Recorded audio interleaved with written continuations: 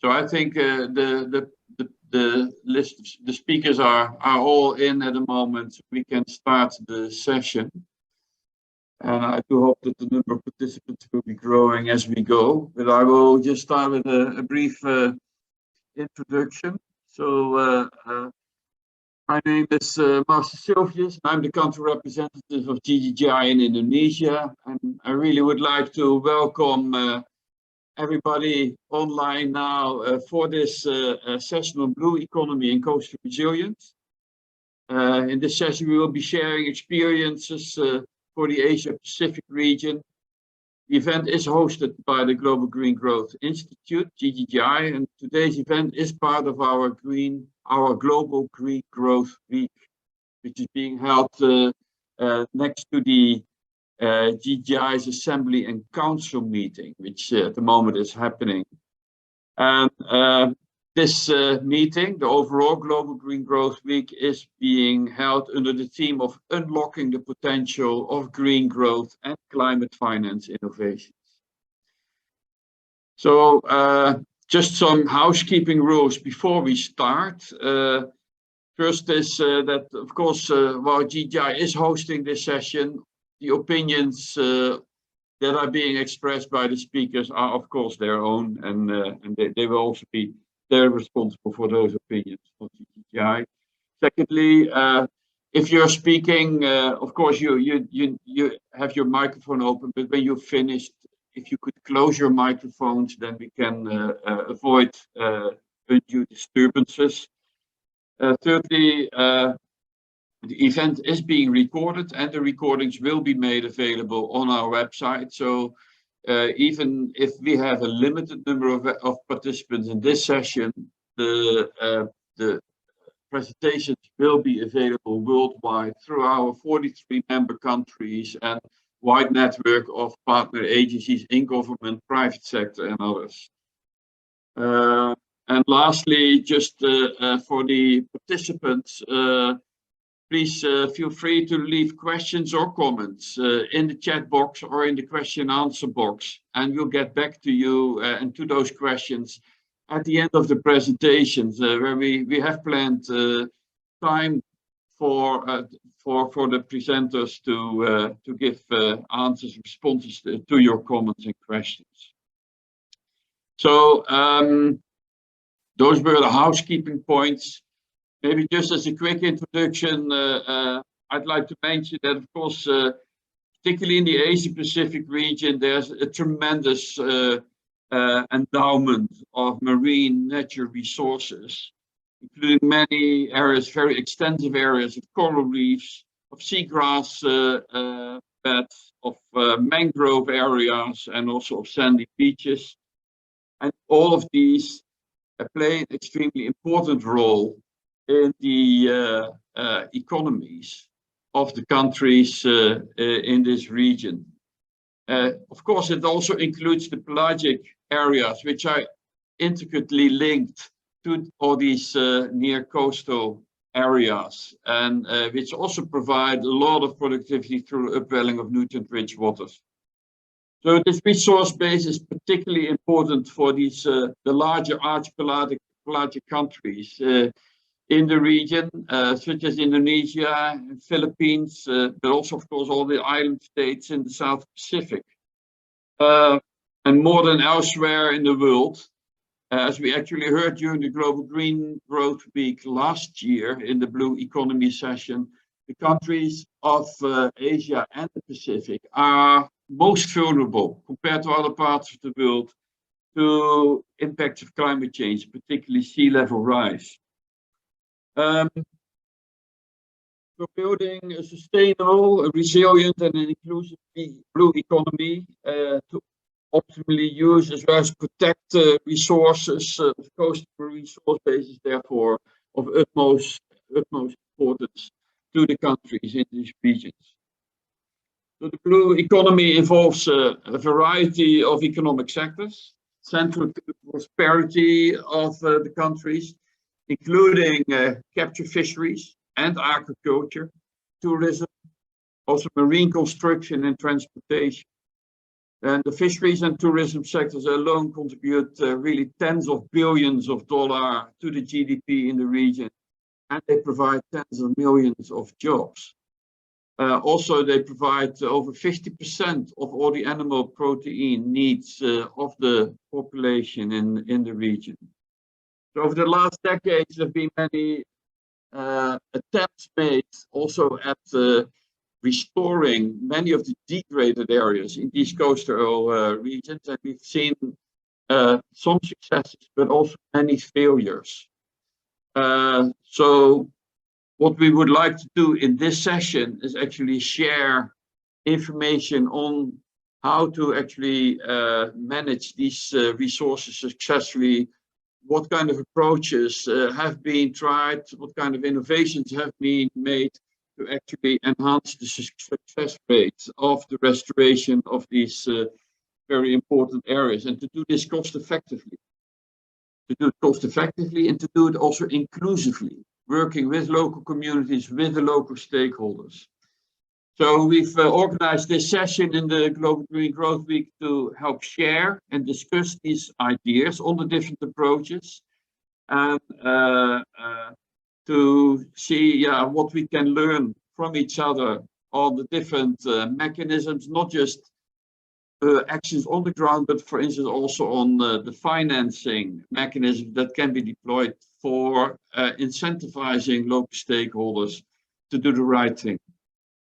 And what are the opportunities actually to replicate the best practices and to upscale coastal restoration in the Asia-Pacific region?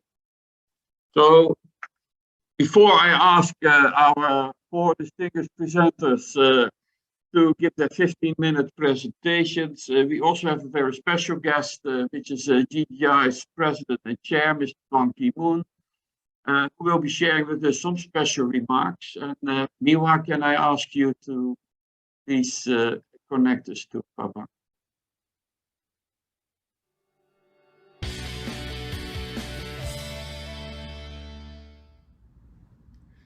Excellencies, distinguished participants and guests, ladies and gentlemen, I'd like to welcome all of you to this year's Global Green Growth Week, organized by the Global Green Growth Institute. Your participation is evidence that we, the global community, demand climate action, and I want to thank you for doing your part to drive and empower green growth. The climate crisis is perhaps the defining crisis of our times. Every year, we can read and hear more and more about the devastating impacts of extreme weather systems, and this year is proving to be one of the worst years yet, with the record floods, the droughts, and the heat waves, all of which lead to displacements from homes, food crises, and wildfires that disrupt and destroy the lives of millions. We are destroying our hope for a better future, and we need to work together to save our planet. I'm pleased to know that so many of you are coming together to exchange ideas, solutions, and best practices on how to advance the implementation of the Paris Climate Change Agreement, the framework which I helped establish during my time as the Secretary General of the United Nations. I'm especially pleased to know that many of you are joining from all corners of the world, including Africa, Asia, Latin America, the Middle East, and the Pacific, and many of the solutions to be discussed are coming from women and indigenous communities who are most affected by climate change. I encourage you to take full advantage of Global Green Growth Week and engage with one another as green growth champions and practitioners. The climate crisis will require collaboration and collective action from each and every one of us, because climate change knows no borders, and climate change does not discriminate based on race or social class. We can transform our economies and societies and leave a better future, a sustainable and inclusive future, only if we work together. The challenges will be difficult and there are no shortcuts, but if we work together urgently, I think we can do it. As I have said before, there is no plan B because there is no planet B either. I hope you will join me to make the world a better place for future generations. I wish you very fruitful and successful events during Global Green Growth Week. Thank you.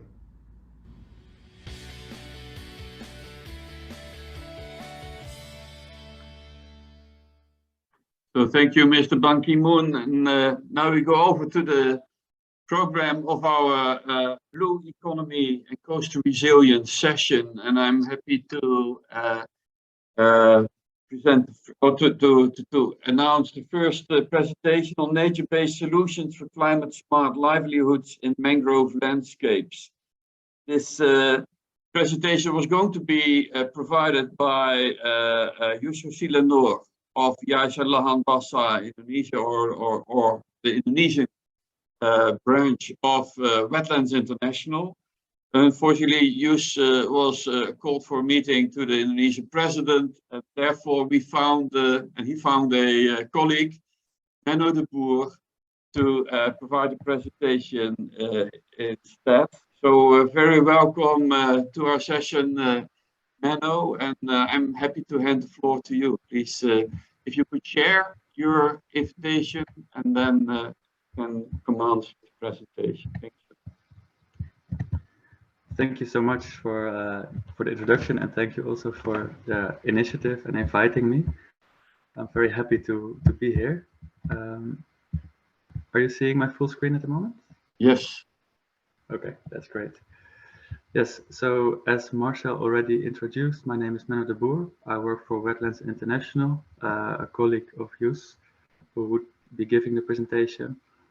A little bit about Wetlands International. We are an organization working globally on the conservation and restoration of wetlands to restore and conserve those, and to the benefit of people and nature globally. In this presentation, I'm going to focus on one specific type of wetland, namely mangroves, and then specifically on how to restore them. And the subtitle of my presentation is "To Plant or Not to Plant," and I think it will be clear at the end why that's the subtitle. Yeah, we will be working together with GGGI in the future as well. I think we have complementary strengths. Wetlands International works a lot on the ground, building knowledge, capacity, and I think we have our strengths are complementary. So why mangrove restoration? Well, of course, mangroves play a crucial role in the blue economy. They provide nursery grounds for fish. They are extremely important in adaptation to climate change, sheltering the coastal zones against the threats from the sea, of course, but also in storing carbon, as it's a blue carbon ecosystem. Unfortunately, we have lost quite a lot of mangroves over the past decades, due to various causes, but this has caused stress for people and nature in the coastal zones where mangroves naturally occur. So there's a need for restoration of these lost ecosystems, and that is not a new thing. It has been happening in the last couple of decades. So tens of thousands of hectares have been attempted to be restored since decades, and it's a very popular activity, especially among NGOs, government, communities, but also private sector. And it's so, I think it's so popular because it's a very rewarding activity to plant trees in the coastal zone and to literally work on your own protection, on your own livelihoods. However, there's an issue, and that is that unfortunately most of these restoration projects fail. Secondly, they remain relatively small in size. So there's a huge challenge which we need to address, which we have to do through the right type of mangrove restoration. So, as I already said, there's a limited success by the global community, so on a global level, to restore these mangroves, and several studies have actually provided some evidence of that. So in the Philippines, Primavera and Esteban conducted a study for approximately 25,000 hectares of restoration projects, of which only 10 to 20% of these projects have actually been successful. A similar study has been done in Sri Lanka. Kodikara et al. In 2017 assessed a little bit more than 1,000 hectares of restoration projects, and they found a similar survival rate of 20%. So we can see here that even though it's such an important task and people are really putting a lot of effort to restore these ecosystems, it somehow doesn't reach the success rate that we need or that we want. So what is the reason for that? For those failures?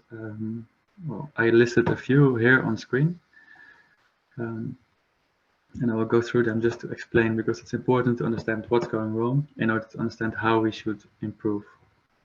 So first, extreme planting densities. Often projects have targets in terms of number of propagules planted, number of trees planted. We want to plant 1 million trees, or those kind of targets. And those are unfortunately incentivizing extreme density planting, which is not successful.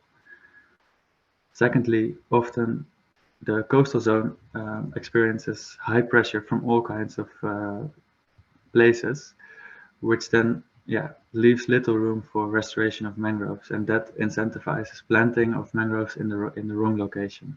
Mangroves have a very particular need when it comes to growth. They grow only in a very specific zone along the coast, and if they're planted either above or below that zone compared to sea level, they will not survive.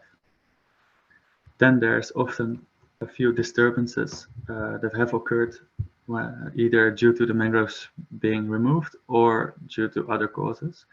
And this can be, for example, that the hydrology is disturbed due to channels that have been dug, or that due to dams and dikes that have been constructed, which then in turn block, for example, tidal influence, which is key to the mangrove ecosystem.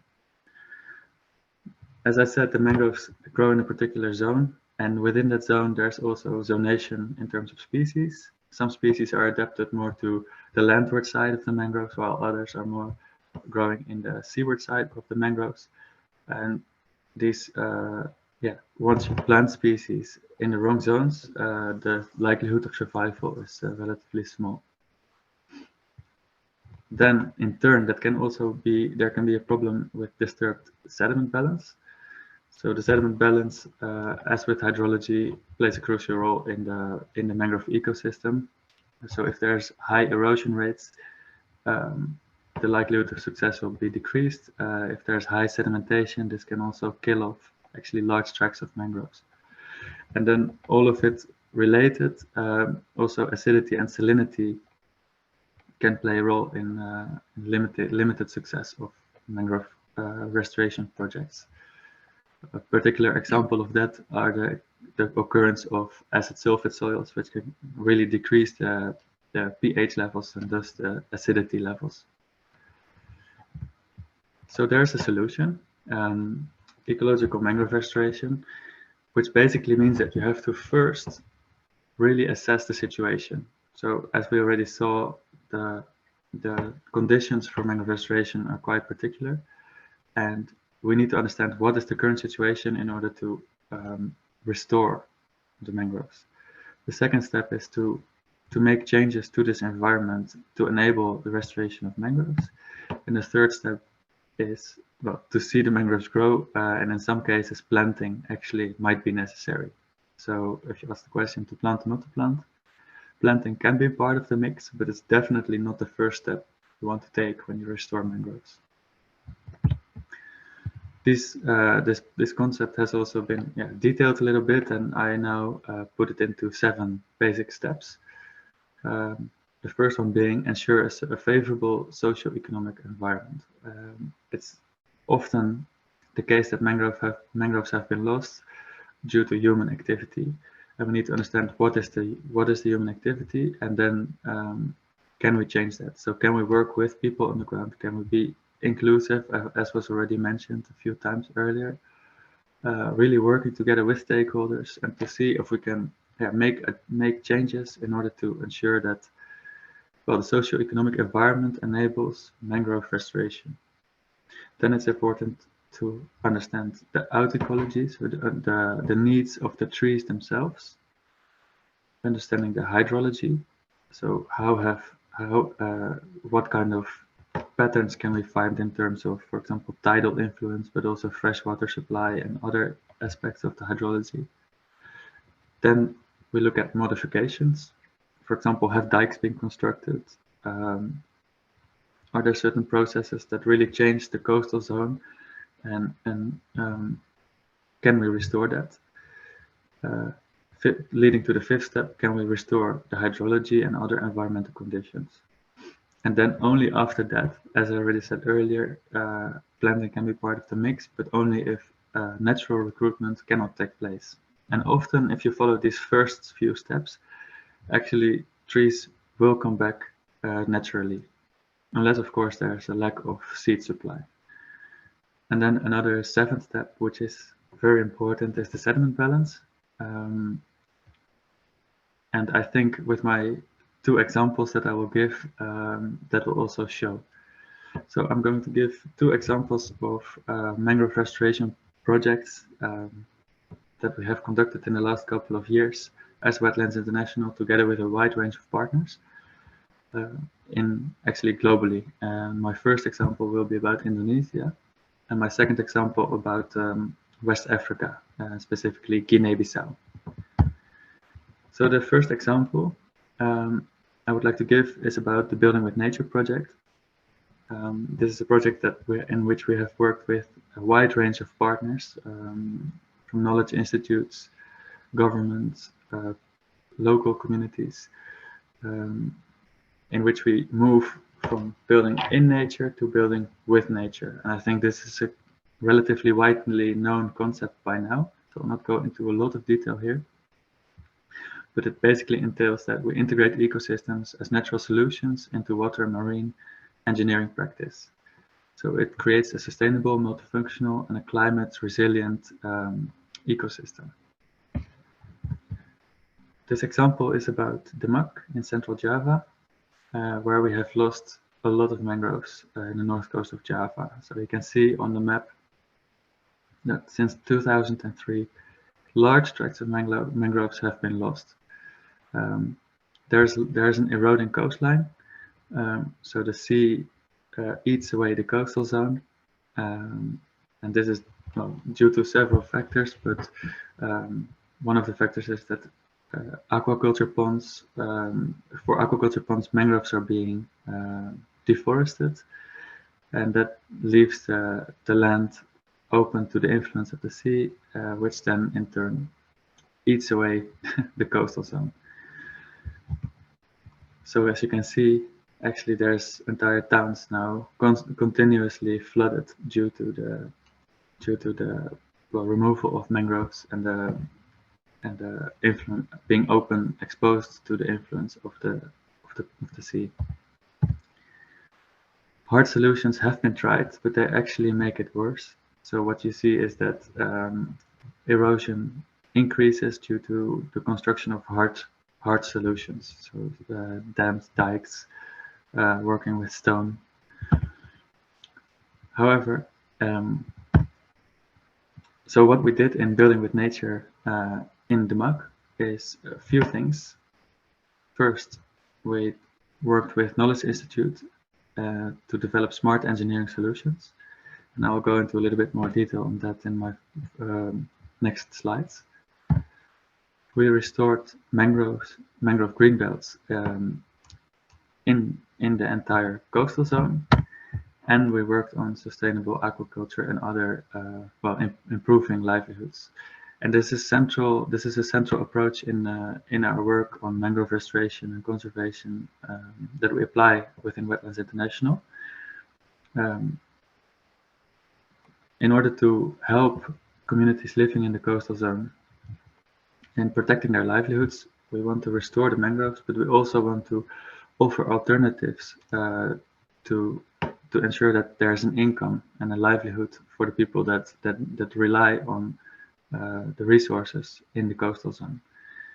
So, for example, we worked on sustainable aquaculture, but also on coastal fisheries in combination with mangrove restoration.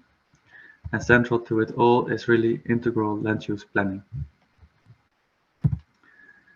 So a little bit about these permeable structures. So the smart engineering, as it says here on screen. In order to stop the erosion by wave energy and enable mangrove regrowth, we constructed permeable structure that mimic mangrove root systems. And these systems, they trap sediments, thereby increasing the seabed height and enabling mangrove growth. So it reduces wave energy and creates a calm environment that still enables sediments to pass through and to settle down onto the sea floor, which then in turn enables mangrove regrowth. They will start to colonize naturally and to build structures. So what we actually observe is that there is natural regrowth. As you can see here on screen, in 2021, the true mangrove forest has returned. And there are some, of course, still some issues to be resolved, especially the fact that the seabed is still sinking even harder, faster than we can make it grow using sediment trapping. So there are still challenges, but we do observe really huge successes in terms of sediment trapping due to these semi-permeable structures. And as I said, there's a need to reach scale, and to do that we work in a multidisciplinary collaboration. So we work with knowledge institutes, local university, communities, coastal field schools play an important role, government, and other NGOs. And through that ecologists and engineers work hand in hand with communities at the center of the design, as well as implementation and maintenance. So what we want is to work towards an entire coastal zone which is sustainably managed, in which mangrove play a key role in adaptation to climate change, and providing safety and enabling a blue economy, actually. The second example I'd like to give is about Guinea-Bissau, where abandoned rice fields do not regenerate. In Guinea-Bissau, there is a very particular practice of growing rice in saltwater environments by flushing the salt in the rainy season from the land after creating a polder. So as you can see on the screen now, there's a huge dike. Mangroves have been cut and people are able to grow rice. However, after a few years, this rice farming practice is no longer providing the right needs. So people move out. And these rice fields do not tend to regenerate because of the hydraulic disturbances, and specifically the dikes that have been constructed. So what Wetlands International does, working with local communities, on the one hand, we want to decrease the pressure on the mangroves for rice farming. So we work with them to provide alternative livelihoods. And this can be, for example, oyster farming, sustainable fisheries as well, honey production from mangrove honey. And on the other hand, we want to restore the mangroves that have been abandoned, or the rice fields that have been abandoned, and create an enabling environment for mangrove regeneration on these rice fields. So what we did together with local communities, we started breaching dikes. It's a relatively simple exercise, but it's extremely effective. So this restores the hydrology. It brings back the tidal influence but it also brings back the sediment balance in the rice fields. And what we saw after 6 months, these small breaches that we made together with local communities actually turned into bigger breaches, and it widens naturally. And we can see the reappearance of tidal creeks in the ecosystem. After a few years, you can actually see that mangroves start to regrow, and that there's a whole natural ecosystem with a variety of mangrove species returning to those rice fields. So what it means is, with a relatively simple intervention, we could restore mangroves on a large scale without even the need for planting mangroves. So what we did is we demonstrated best practice. We worked with local communities on sustainable livelihoods, creating opportunities for diversifying their income. We worked with government and communities to make plans for large-scale restoration, and we secured finance. And this is, of course, another whole other subject. But in order to restore mangroves on a large scale, there's a need for large-scale investments as well. So yeah, with this, I would like to thank you. I've included 2 QR codes. I think you could scan them from your screen.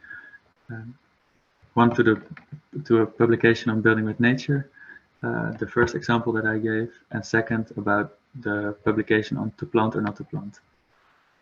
Lastly, I would like to mention that actually at the coming climate COP in Egypt, we're launching together in our collaboration with the Global Mangrove Alliance partners. We're launching the Mangrove Breakthrough. This is an initiative in which we collaborated with the climate champions of the UNFCCC, in which we set a huge ambition for mangrove restoration and conservation. And yeah, I would like to invite you, if you're present, to attend and to also be part of our ambition for mangrove conservation and restoration globally. So thank you very much for having me, and yeah, thanks. Thank you very much, Menno. We're very proud to be collaborating with Wetlands International now in the design of a major mangrove restoration project in North and East Kalimantan and Indonesia, where indeed we will be implementing the lessons learned from Wetlands International in Java, in Guinea-Bissau, and other areas. I would like to remind all participants that there's a question and answer box, and so we would be really delighted if you will participate in the session actively by posing your questions or comments or other reflections in the question and answer box, and we'll get back to that then at the end of this session when we have some time for discussion. So thank you, Menno, and we now move to another part of Asia. We have Phi Shu-an from Myanmar, WWF Myanmar, who will be giving us sharing lessons learned from their work on sustainable mangrove-friendly aquaculture development in Myanmar. So we're delighted to have you here, Phi, and the floor is yours. Thank you very much, Marcel. Can I share the screen?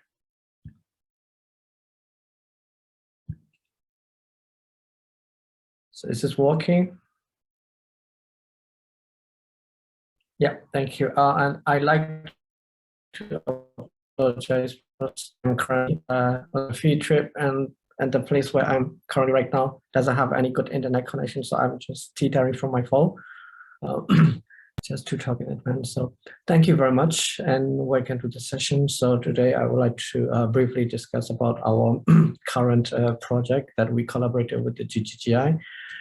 We call it mangrove friendly aquaculture as a mangrove solution for the mangrove restoration in Myanmar. So before we start to talk about the mangrove restoration work, I would like to briefly introduce what WWF is doing in Myanmar. So as you know, since February 2021, when we have been facing political crisis in the country, and the situation has been so difficult in the country.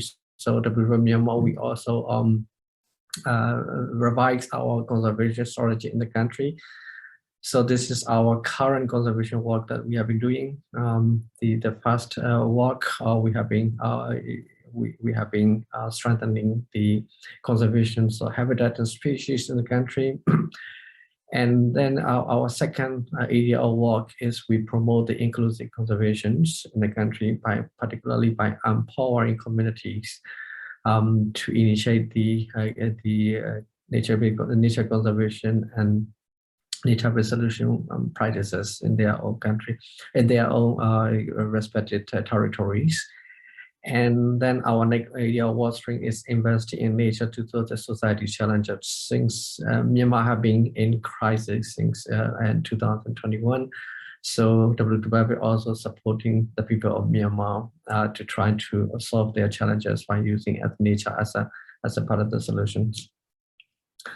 And one of the activities that we are working is the restoration of mangrove area as part of the nature resolutions and lively improvement of the data community. So our goal is to increase the resilience of the data community, not only from the environmental perspective, but also to promote the lively aspects. But on the other hand, the area where we work, we call it ARE Delta. The area faced the highest deforestation rates in the country. So if you compare this with the global deforestation rate, the deforestation in the ARE Delta actually is much about 50% higher than the global average deforestation rates. So the key threats are similar what our colleagues also discussed. They are like agriculture conversion, people encroaching into the mangrove area to do agriculture work, and also the expansions of aquaculture into the mangrove area, firewood extractions, and infrastructure development. But on the other hand, based on our analysis, there are still more than like 117,000 hectares of degraded mangroves area remains, which is a degraded area, but yet has a potential to be restored, and half of it are on private land. So WWF, our approach since after the political crisis happened, our approach is to bring the private on mangrove restoration work in data, as well as to promote the bank-given solutions, bank-given nature solution in the general regions. So, so this is the general conditions of the aquaculture area where most of the mangrove are degraded because of the aquaculture ponds and other human pressure, and extensive research regarding the potential for restorations of these degraded mangrove area, and as well as to promote a sustainable livelihood of the region. So after several research, then we we have observed that mangrove-friendly aquaculture is one of the potential bankable solutions to promote mangrove restorations in the ARE Delta. So based on the assumptions, together with the University of Queensland and Global Green Growth Institutes, we conducted a joint studies in the ARE Delta, particularly to identify suitable sites for implementation of the mangrove-friendly aquaculture. And also, we also did a comparative analysis regarding the impact or regarding the outcomes of the mangrove-friendly aquaculture, particularly compared between the business as usual model with the mangrove-friendly aquaculture model. And the third objective was to identify the potential for bankable solutions. So this is the recent study we finished. Actually, we finalized last month in September 2022. So it's also still very recent for us. Our recent collaboration with the GGGI, and we applied the 3 written framework stages, so which include the identification, scoping, evaluation, return on investment analysis, and the results interpretations. So what we got. The first observation was that there are still a lot of potential mangrove area where we can implement mangrove-friendly aquaculture. So we use several parameters to identify the suitable sites for the mangrove-friendly aquaculture. And some of the parameters are like distance to the nearest river and road to promote to facilitate the commercial processes, and also having the extent of mangrove habitat, whether the land is owned by the government or private, whether the land is feasible to implement based on the current rules and regulations. And we also consider the physical parameter like elevation above sea level, and more importantly, we are looking for the land that is currently considered as a private land. The reason we use a private land is that it's also because of the political context right now. We are not in a position to collaborate, to work together with the several government actors at this moment. So we want to use, and also another reason is to bring the private investments from the private sector on this process. So the results indicate that there are more than 58,000 hectares that are suitable for to develop the mangrove-friendly aquaculture, particularly the mud crab farmings. And another like more than 75,000 hectares are suitable for shrimps and polycultures based on these parameters. And we also analyzed the profitability. We did the investment analysis calculating by net present estimations. Clearly we used 3 different models: the business as usual model, the green growth model, we call it GG scenario 1, which we consider having mangrove in the aquaculture site. But in this model, we do not include the value of ecosystem services like carbon credit and other ecosystem services. And we also use another scenario, we call it green growth model 2, where we include we calculated not only about the presence of the mangrove in the area, but also including the potential benefits that we can get from the carbon credits if the area it can be considered as one of the potential for carbon trade. So the results clearly say that the green group model has a higher profitability compared to the business as usual model, especially when we consider about the potential non-monetary returns from the ecosystem service. The profitability of the investment is really high. However, if we look at it about the return on investments, it's clear that like the business as usual model has a higher return on investment, particularly if we think about the short-term investment finding is that to implement about the green groups and green group model, and like green group model together with the integrated the ecosystem service approaches, we may need at least like more than 46 million investments and these 2 models, which currently is a huge challenge given the country situations and given the limited number of private sector investments from the multi-international organizations.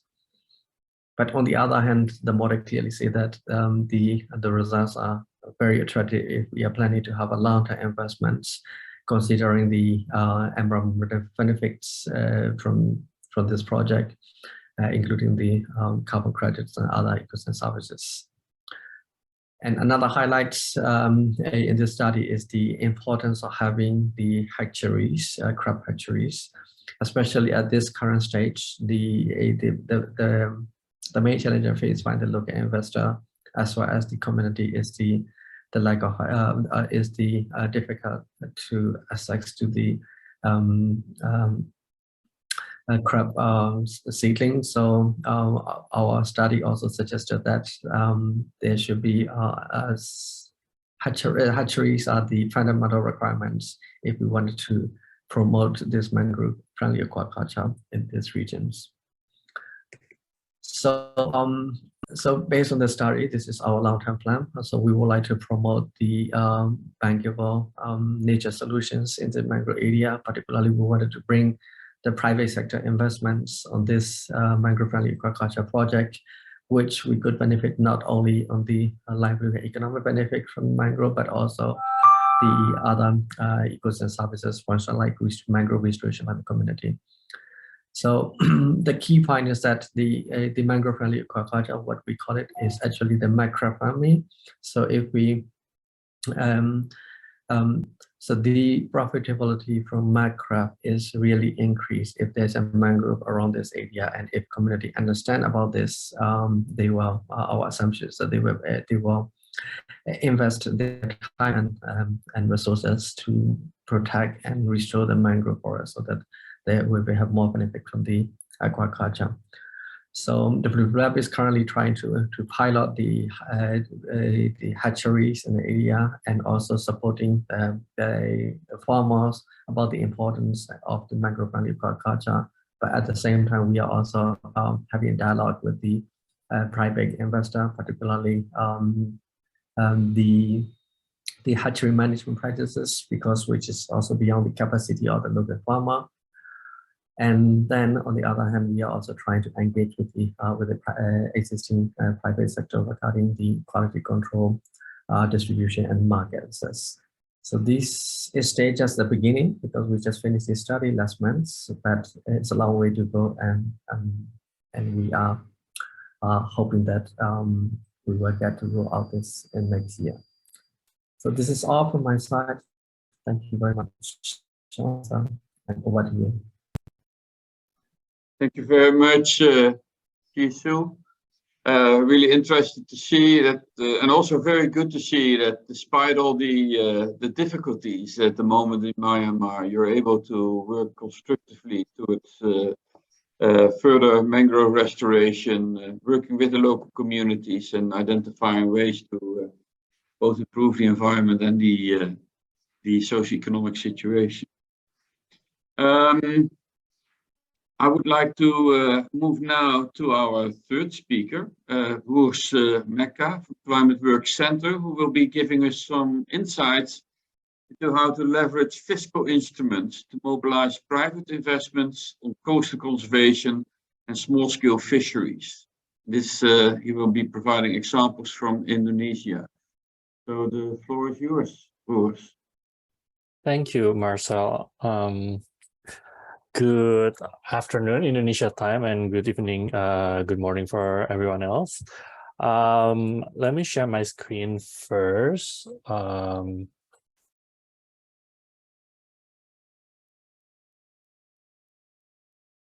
Yep, I hope you can see it well, see the slides well. So thank you for giving me the floor, Marcel. So today I would like to present some of my reflections on the work that I've been doing in Indonesia about the financing solutions in the blue priority sector, including fisheries and aquaculture, and where the role and unpacking the role of fiscal instruments, public financing there, based on the emergence of the needs and the obstacles that are happening on the ground, particularly among coastal communities. I'm Bruce, I'm Senior Analyst at Climate Work Center. So I've been working on this, deeping dive on blue financing solution for about 2 years for now. And most of the cases that I'm working on is in the Indonesia case, but in a way, this could be a window either for application or further analysis in other maritime countries as well. So what I would like to convey to you today is thinking about the key recommendation, thinking about the potential solutions and innovations on how public financing can be leveraged to reduce investment risks and mobilize even larger amount of finance from the private sector, and basically manage it in a way so that these financing are beneficial for the high impact blue sector, particularly on coastal conservations and small scale fisheries. So I would like to start from explaining to you about the Indonesia context, particularly on the blue financing landscape and blue investment in the country. So Indonesia is one of the largest maritime countries in the world, and of course, the problem related to investments, especially when we're talking about the blue economy, are enormous. There are a lot of either national level problem, and of course there are multitudes of local level problem. But so far, I think I could summarize it into basically three main problems, three key problems in mobilizing financing for the high impact blue sector in Indonesia. The first is the fact that in the existing state, the amount of finance flowing to the blue sector has been relatively small compared to the other SDG related finance or climate related financing.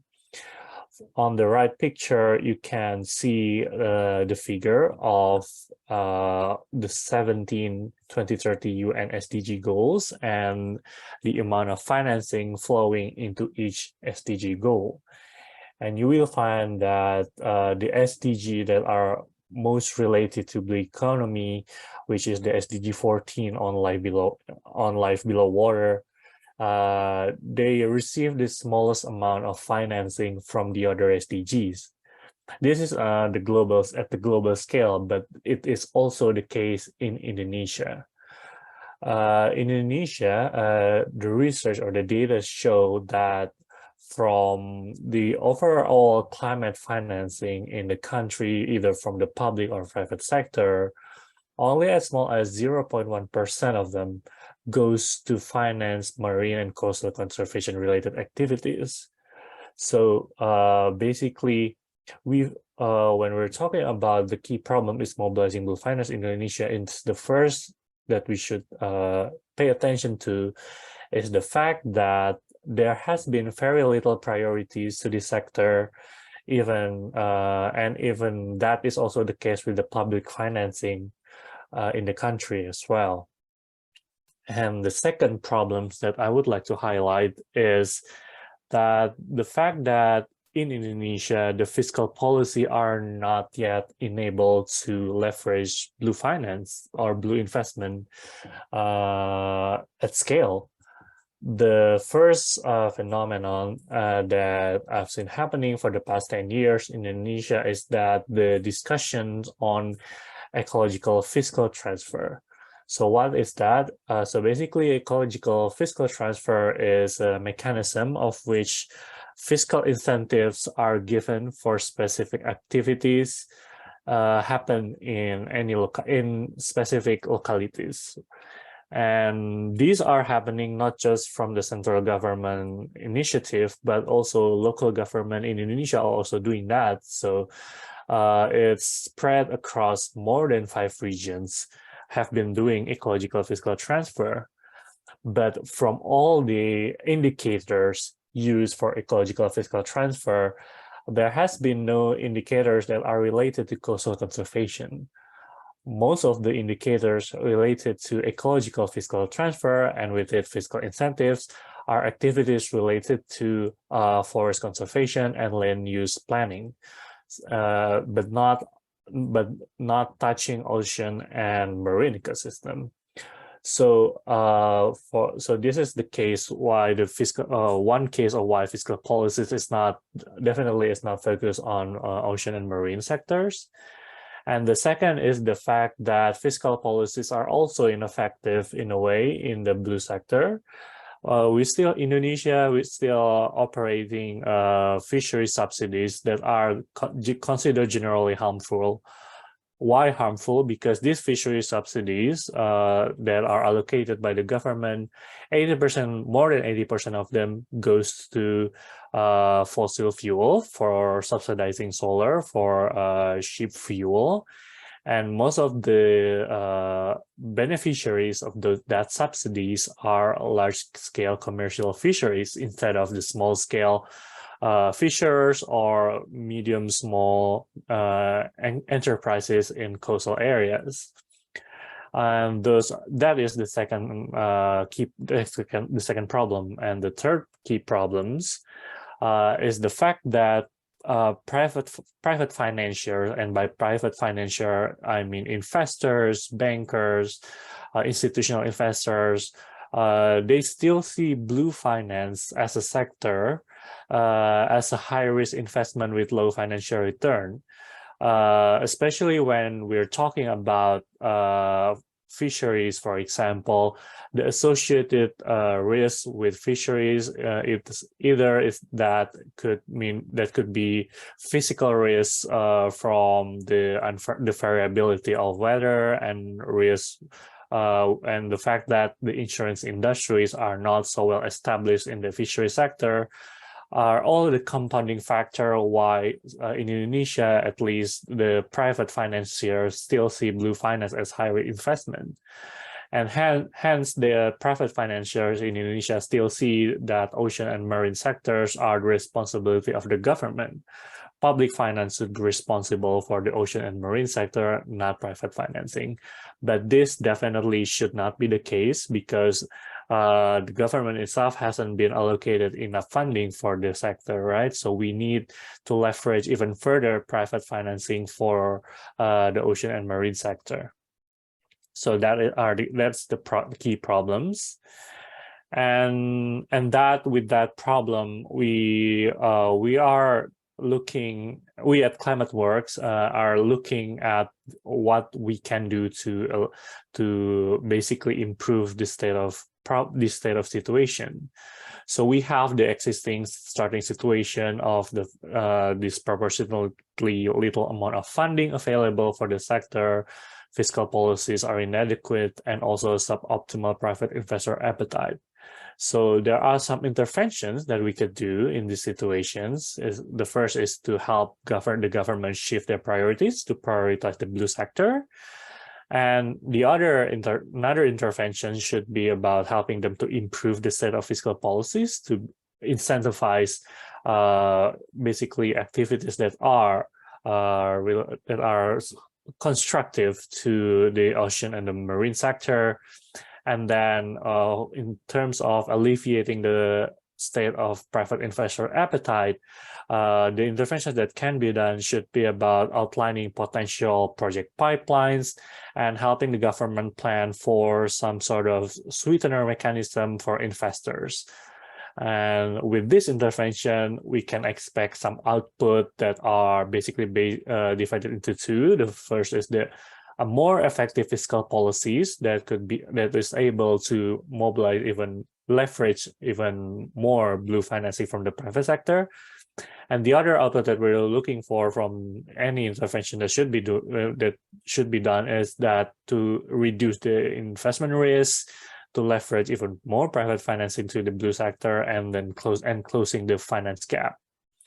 Hence, from this output, we can expect the outcome that financing are adequately flowing into the blue sectors, including fisheries and aquaculture. So for today, I would like to focus our discussion and analysis on looking at the solutions, looking at the interventions and the expected output that come from those interventions, and how it's all relevant in the case of Indonesia. So the first key lessons from the intervention that are needed in Indonesia is that Indonesia still needs policy mechanism, a stronger policy mechanism, particularly on the one that oversees nature-based solutions, including ocean-based solutions. The current we can see that, especially when it comes to climate change discourses, the few among government policymakers are still largely focused on forests as nature-based solutions.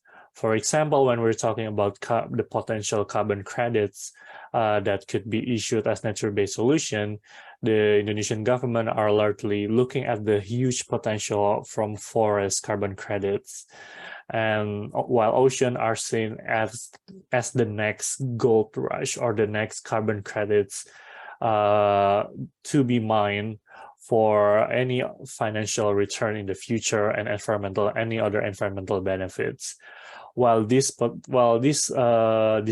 discourses are still happening, what's lacking is still the policy mechanism that should exist to govern it, because with the focus on potential financial return from ocean, there should be a policy mechanism that ensure that these projects are accountable, that any projects on ocean-based carbons are accountable, and there is an established integrity principle on it. Meanwhile, the fact is the current policy landscape is still uncertain and lacking integrity. So that's why the policy mechanism on nature-based solution on oceans are definitely pertinent.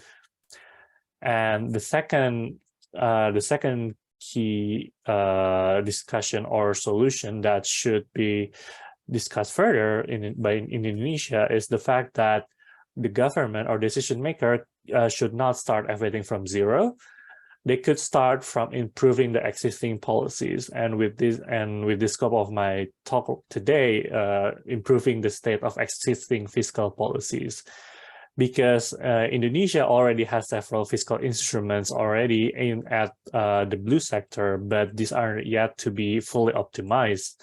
For example, Indonesia has a mechanism for subsidizing interest for loans, especially for the small, medium enterprises in the blue sectors. But still the funding that are provided for this are not fully used yet. As you can see from the graph on the right side, the orange one is the fund that are supposed to be used for subsidizing loans to the blue MSME. And the blue one is the amount of funding that are already allocated. So we still see a lot of gaps. There are still a lot of money that are not yet fully optimized, and the government can work on that. And Indonesia can also focus on ensuring the well-being of fishers and coastal communities in general by ensuring a strong scheme of insurance subsidies. And of course, in relation to subsidies, Indonesia should also think about the way it provides subsidies to the coastal communities, because the existing subsidies are rather focusing on fossil fuel subsidies that could also be harmful to the communities. And instead, think about how those subsidies could be reallocated to strengthen the existing social protections of the already vulnerable coastal communities. 1 minute left. Okay, so I'm just gonna wrap this up, and then after that, the government can think about the clear project pipeline that could influence better fiscal policies. So having real projects that can be used in the ocean sector. And lastly is to explore catalytic blended finance structures and business models, which blend both financing from the public sector and the private sector to even leverage more financing flowing to the blue sector. So those are the final recommendations. There are 4 main recommendations from that we think that the government of Indonesia should be doing. The first is to ensure policies are maintaining the integrity of nature-based solution, especially from ocean. And second is to help shift the government priorities to optimize the existing fiscal allocation for the ocean and blue sector. And the third one is to build clear pipelines by investigating feasible ocean-based climate action and projects. And the fourth one is to explore catalytic blended financing structures and business models, which also reduce investment risks. And that is also what we've been doing at Climate Work Center. And yes, I think those are from me. Thank you for the time. I'm giving the floor back to you, Marcel. Thank you very much, Bruce. It was really insightful. Actually, some of the aspects that you mentioned, like the whole policy environment, that blue carbon is not being prioritized so far. I think that is something that is being actively addressed at the moment by the Ministry of Environment and Forestry. And we see that there's a significant focus now on bringing blue carbon into the nationally determined contribution to UNFCCC, and also to bring it into the whole policy framework. And TTI is very happy to be providing support at the moment to Indonesia on that front. Indonesia also is promoting this now in the G20. So we see that there's a strong drive, and actually Indonesia is showing itself as a real leader on this front. But as you say, there's a lot that needs to be done and changed. So we're at the starting phase, but it looks very positive. The steps being taken by the current government really show a lot of drive in the right direction.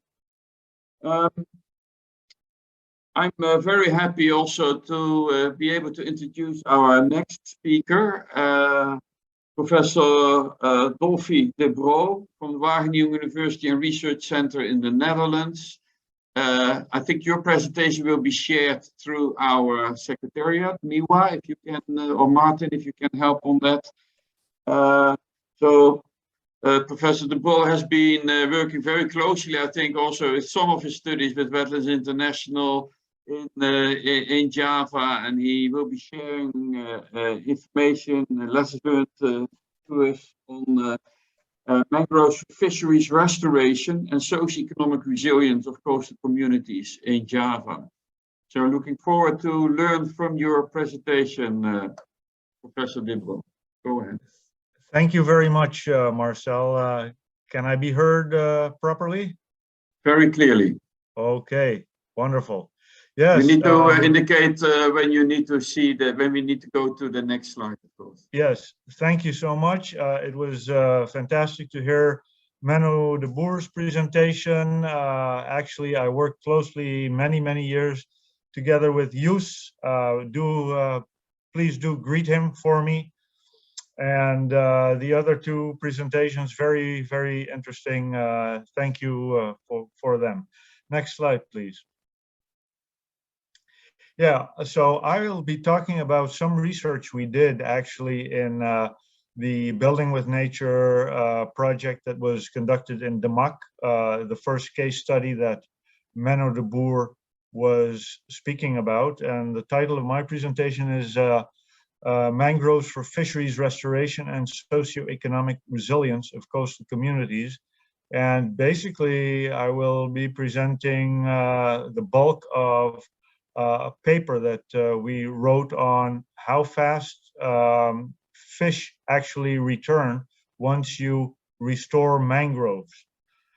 Now, mangroves are really fantastic, fabulous systems. You can see this picture. They provide all kinds of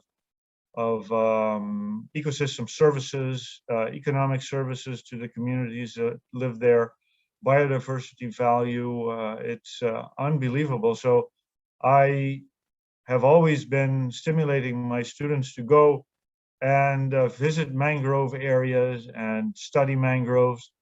Next slide, please.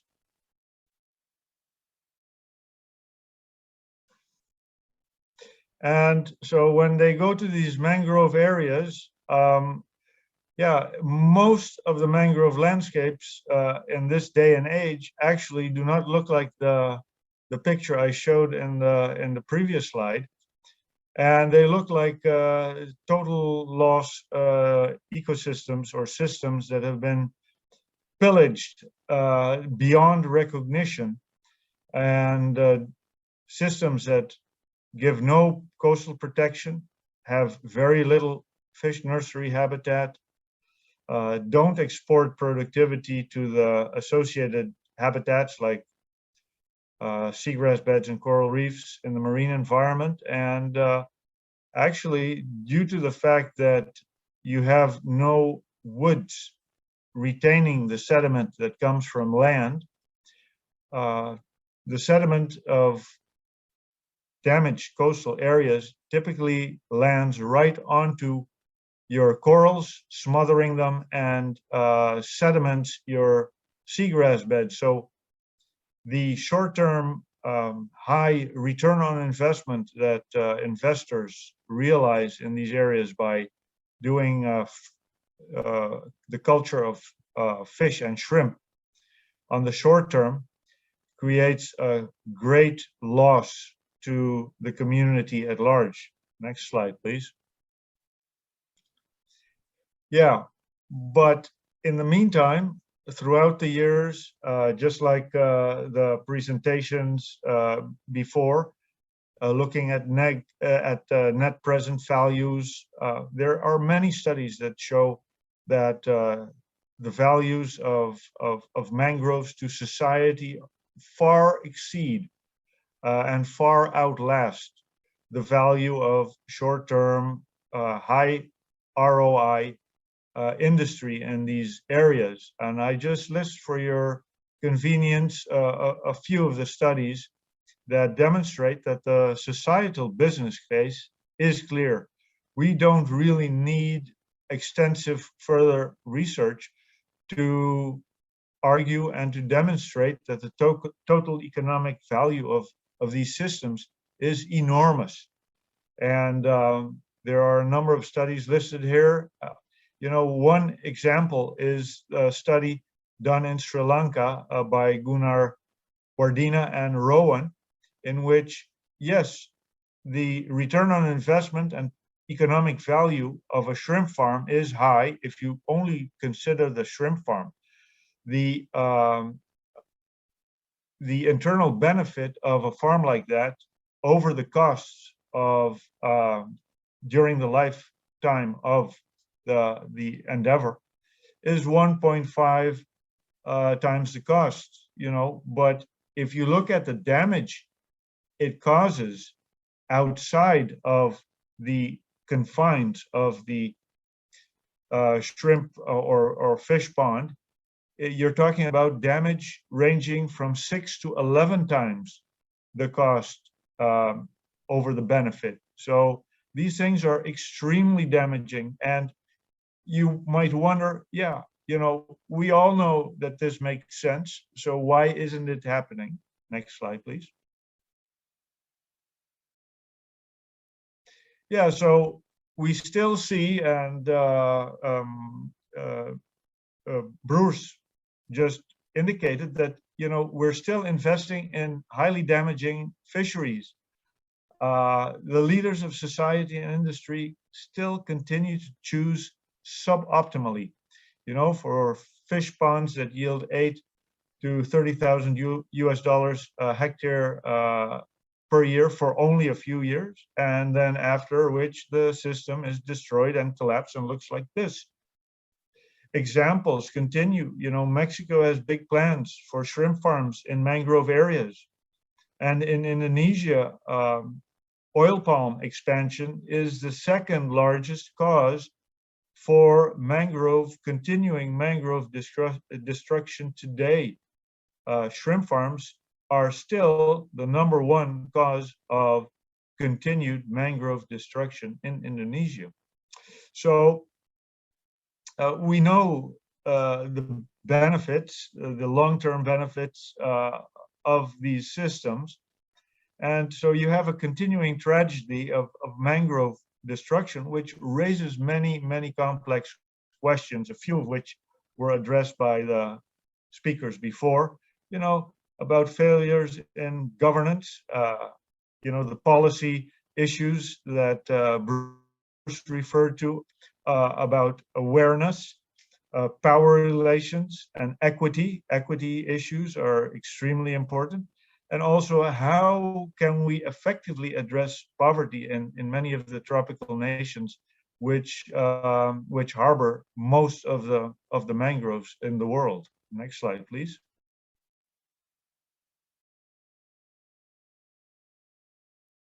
Now, there are many questions and problems.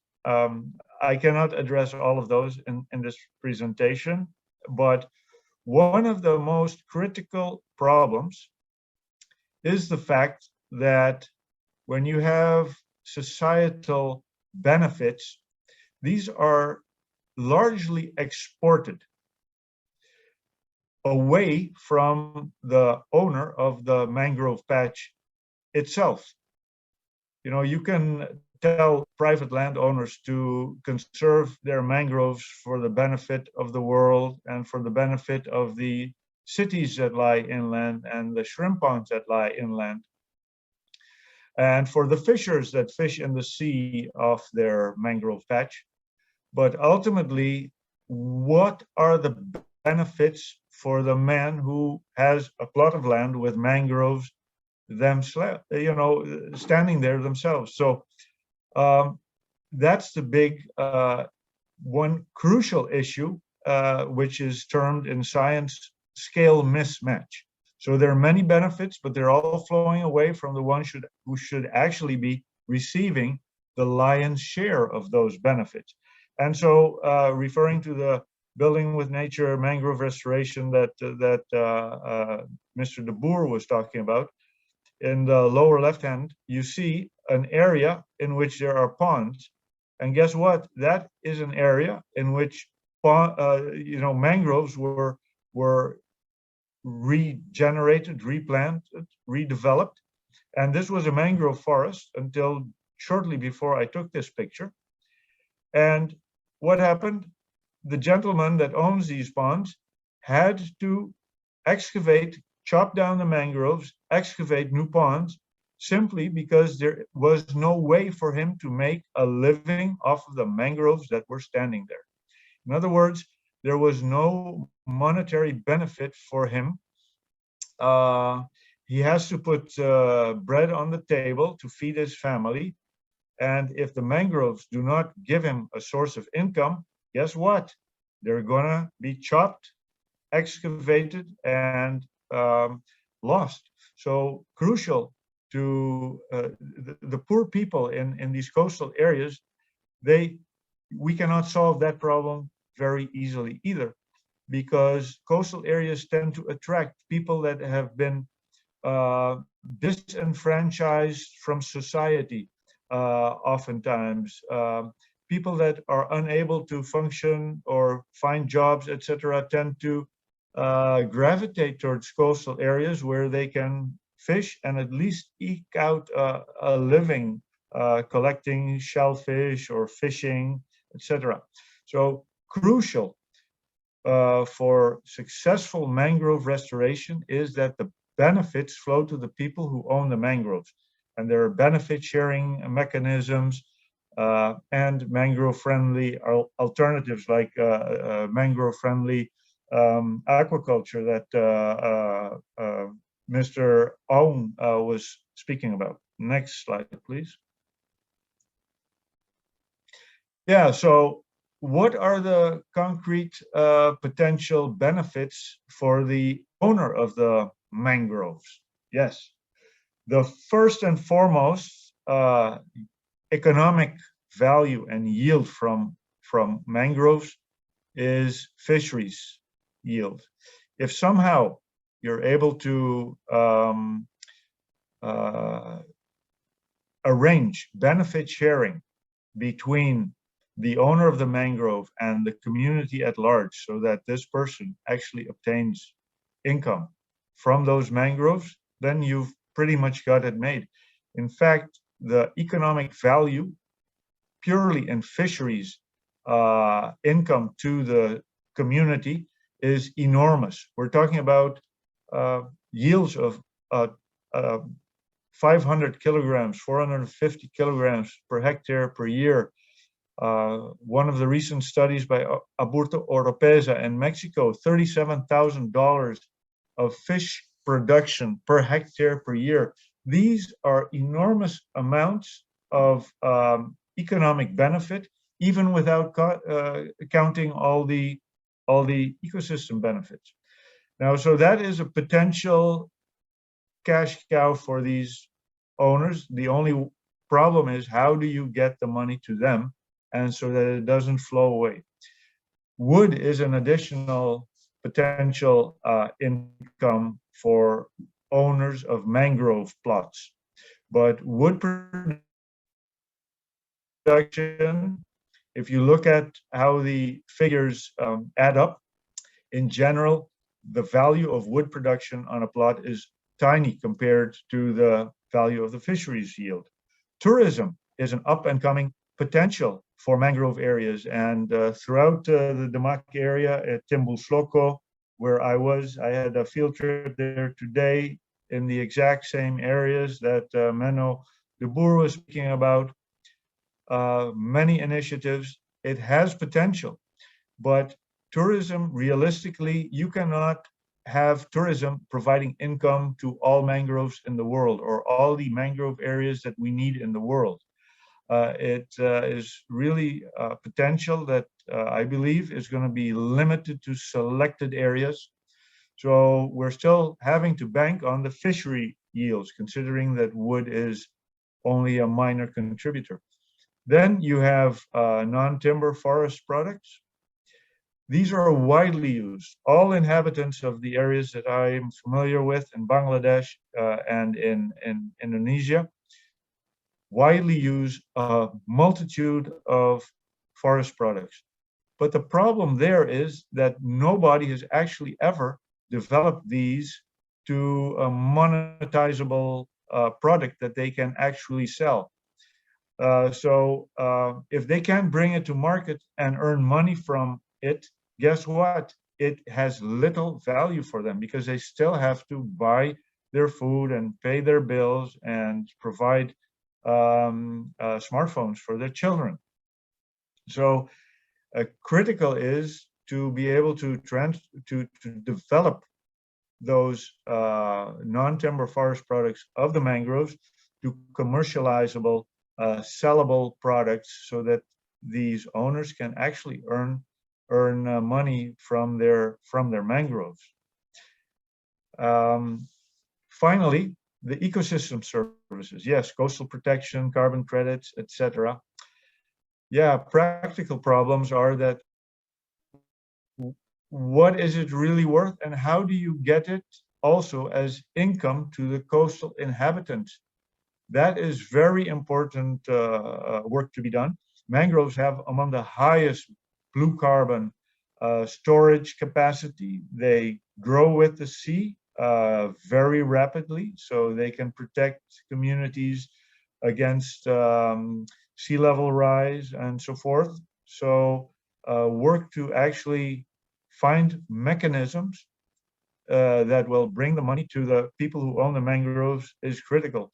But for now, the most readily tangible value of mangrove restoration and mangrove forest is fisheries. So the question in our study in the Building with Nature area in Timbul-Sloko on the north coast of Java was, how fast do the fish come back? Next slide, please.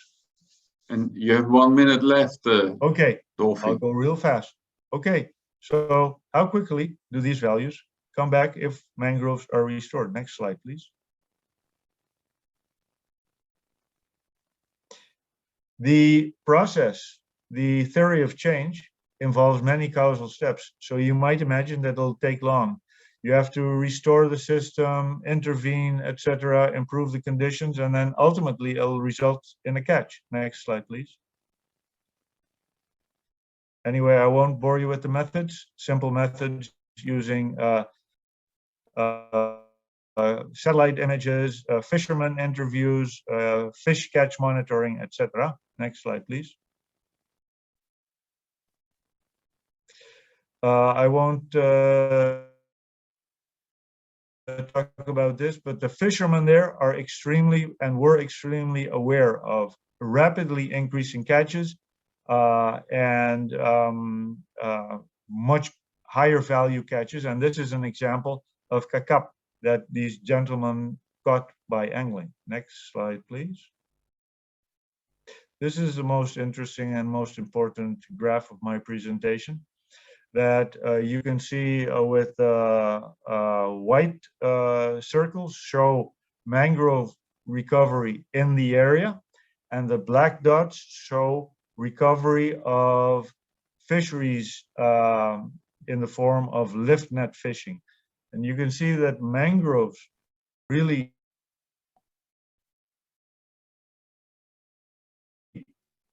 recover, and at a certain point they kick in, and actually quite rapidly. So it takes time, but at a certain point, and this is at less than 10% of mangrove recovery potential for the area, then the fishing kicks in. Fishing which did not exist prior to mangrove restoration kicks in, and the profitability of fishing in our area now exceeds the profitability of the aquaculture that is taking place there. You can see the figures down below. $0.6 per hour of effort for aquaculture versus $1.5 per hour of fishing effort. And that's not even the total value. That's by selling to the middleman. Next slide, please. The conclusions are: recovery of fish populations and fish catches following mangrove restoration take place in the early phases already. So you don't have to wait until all the mangroves are recovered. They will come back relatively quickly. Point 2 is fish are actually recovering due to production and not simply because they are attracted to a bunch of mangroves. That is a methodological question that I won't bother you with, but basically it's all small fish. It isn't big fish that swam into the area that we were catching. No, it's juvenile fish that were created locally. Fish recovery only comes after the mangrove have recovered to a certain extent. You cannot expect to plant a mangrove today and have a fish tomorrow. It takes time. It is an ecological process.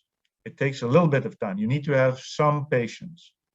The fourth point is fishing is already favorable very early in the recovery phase, and it even beats the value of shrimp culturing, which is a main income source for these impoverished communities. So it's much more favorable for them to stop raising shrimp and start fishing.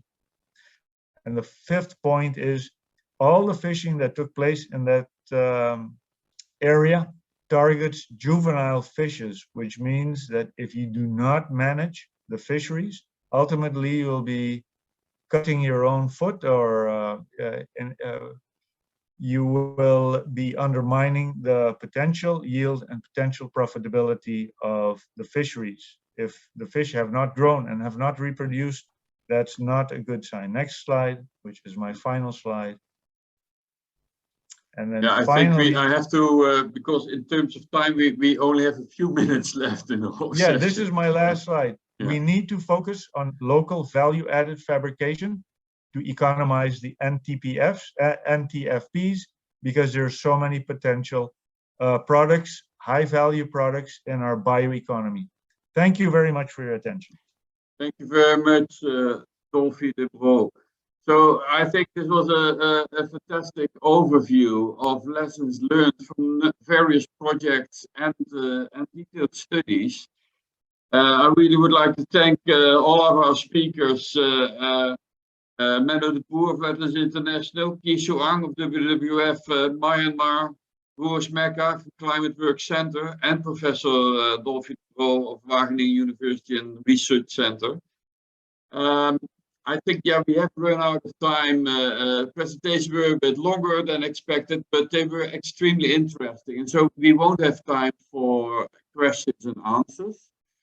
But I think everybody who has participated and also who will be listening later to the recordings of this session, that will be available from our website, I think they're welcome to contact us, and we can put them in touch with the presenters for further questioning and answers. Clearly, to be able to restore mangroves, to revitalize mangroves, it requires collaboration, it requires this kind of exchange of knowledge. And what we see is that the overall approach that generally is being taken in terms of, oh, let's just plant some mangroves and we get it restored, that is not working.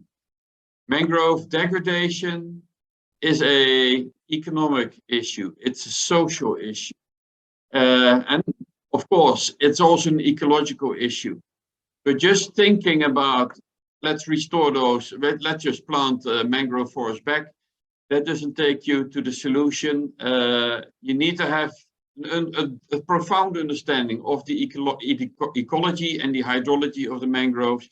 As Menno de Boer explained, planting is the last thing you do. There are many other steps that you need to take first to be able to make it worthwhile to plant. And generally, if you do all the first steps right, you actually may not need to plant because the mangrove will come back by itself. And I think Ji Suang really showed that in even adverse social situations, there are many ways in which livelihoods of local people can be improved by actually developing eco-friendly, so mangrove-friendly aquaculture. So contrary to the large-scale development, community-based aquaculture, often involving silver fisheries, creates bigger productivity, and that goes hand in hand with restoring the ecosystem services that also helps to provide and helps to support the fisheries, which according to the studies of Professor de Brol, actually have a much higher overall economic value than aquaculture itself. And then, of course, we've seen the presentation from Broers, where we show that actually blue carbon is totally underappreciated in the whole policy framework, prioritized, it's the least prioritized in planning.